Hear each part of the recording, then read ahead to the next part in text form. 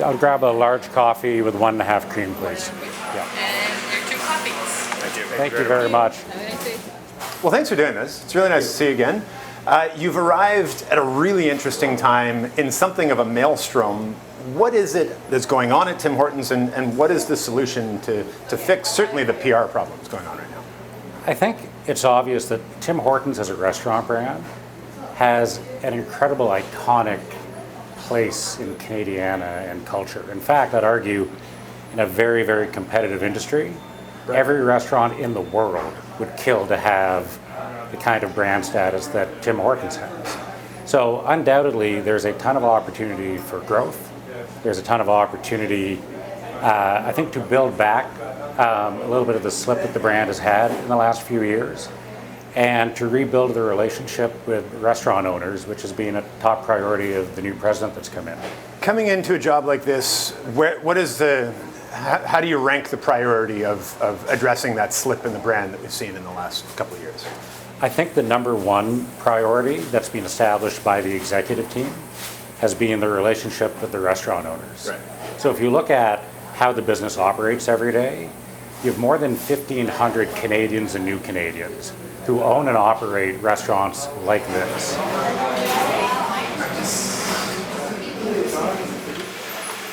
You've had a really interesting career, and we'll get into that in a little bit, from politics to Canadian Tire, but in leaving Canadian Tire and coming to an organization like this, what was it about RBI and what they were trying to do here that didn't make you say, I'm staying out of that fight? What made you want to get involved and try to address this? You know what, Restaurant Brands International, it has a reputation, if you read the newspapers, of being a company that aggressively manages costs through zero-based budgeting. They're a big cost cutter. They're going to come in and increase their profit margin, but they're going to do it by slashing costs in the restaurant. It took me 2 weeks on the job to figure out it's anything but that. So I was invited to their global leadership offsite a couple weeks in. There were 800 slides presented on the Burger King and Tim Hortons growth strategy for the next 3 years. Not one slide about cutting costs. Every single slide was data analytics backing up purposeful, deliberate investments that are going to drive product innovation, product quality, restaurant experience, brand communications. So I said this to our CEO, Daniel Schwartz, said, I'm amazed at what I saw. And he looked at me and he said, what people don't know is we are fundamentally a growth company at RBI. And they've seen an enormous amount of success with that. I mean, you were saying the stock went from, what, $3 when they took Well, over? I think when they IPO'd back in, it was $3 and now it's 60 plus on the US. So it's, I mean, they are a growth company in every sense. And I think being able to tell that story and being able to live kind of the brand promise that's out there in the market is very, very important. Part of the perception that I think a lot of Canadians have had is that it's this foreign company that's just coming in to try to carpetbag profits out of this country and get out of here. How important is Tim Hortons to the bottom line and to the culture at RBI? Well, I mean, Tim Hortons is, despite its size, is about half the business. It was a very strategic acquisition back in 2014. It's fundamentally a Canadian brand. Wait a second, it's half the business at RBI?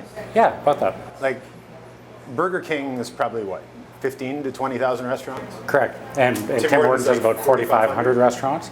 Tim Hortons is a great business. It's a great culture. It's great for customers. It's great product. RBI bought Tim Hortons because of both the Canadian and global expansion opportunities. Right. There's a ton of expansion opportunities still in Canada, urban, suburban, and rural. The same is true internationally. You've just seen our announcement with our partner in China. So getting Tim's right, I think we're on a good track here. You talked about the data analytics and the number crunching that went into strategy and development within RBI at Tim Hortons. Is part of the issue with the franchisees that the data analytics may not have been explained as well as it could have, that relationship wasn't nurtured, that instead they were too focused on the numbers instead of the relationships with the people running restaurants like this? I don't think it was that, but the new president of Tim Hortons, Alex Macedo, who's been in role for about 7 months now, he's admitted to restaurant owners in recent media interviews, he said, listen, we could have done a better job for a couple of years here.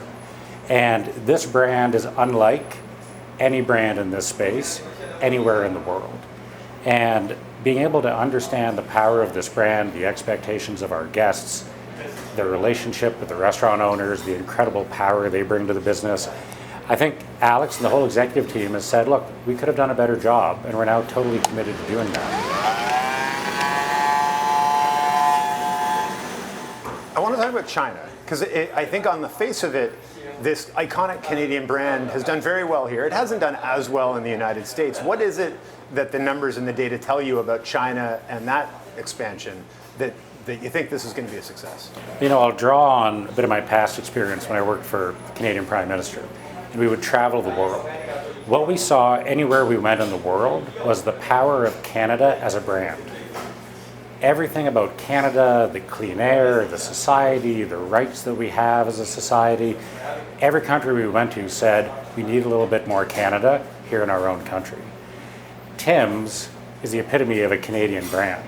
So being able to take a bit more of Canada into another country, being able to design a restaurant that has some Canadian elements in it, taking the maple leaf abroad, taking the quality of our coffee abroad that's going to stand up to any coffee of any competitor anywhere in the world. It's a great opportunity for the brand all around the world. Do you believe, though, that at the end of the day, other people will want to come in, sit down, and drink Tim Hortons coffee in a restaurant like this, or will the user experience, the customer experience, have to fundamentally change to become something distinctly Chinese for it to be a success there? I think the customer experience has to change in the local market. We work with master franchisees in different markets that are experts in the market that say, listen, this has to stay. This has to change. It has to be tailored for a local flavor. It has to be tailored for local guest experiences. So, I mean, there's a brand standard that you want to maintain, but you want to be flexible. Right. And if you're in a market that wants, a churro instead of a donut, then do a churro. And that happens today in Spain. When you look at where Tim's is, not just the dealings with the franchisees and the expansions to China and expansion even within Canada, the retail environment is pretty fierce. You guys are up against McDonald's. Breakfast menus are the big thing in fast food right now. What are you guys doing to try to close that gap a little bit and address that war? So if you want to have in retail or in restaurant quarter after quarter after quarter of sustainable growth, you need platforms to grow on. Limited time offers are short-term fixes. So whether it's with a restaurant experience or product quality or brand communications, you need platforms. One of those for us is a new kids menu. We're Canada's family restaurant. We have more kids that come here with their parents than any one of our competitors. Yet we don't have a dedicated kids menu. We have products they love, but we don't have a dedicated kids menu the way you would think of it from other places. So we've been in market. We're about to, in the coming weeks, go live with testing in market. There's new packaging, there's new products, there's products for kids that are differentiated from what you get, at other quick service restaurants. And I think it's going to be one of many platforms that help drive sustainable growth in the business. Coming weeks, and you'll pick your spots across the country? Certainly will. We like to go out, depending on the test, with anywhere from 20 to 100 restaurants. Right. Test big store, small store, operationally, how easy is it to do, customer reaction, urban, suburban, and then we tweak it. And then when we're ready to go live, along with our restaurant owners, we go. I'm mostly surprised you haven't done this before. I mean, like you say, kids come here all the time.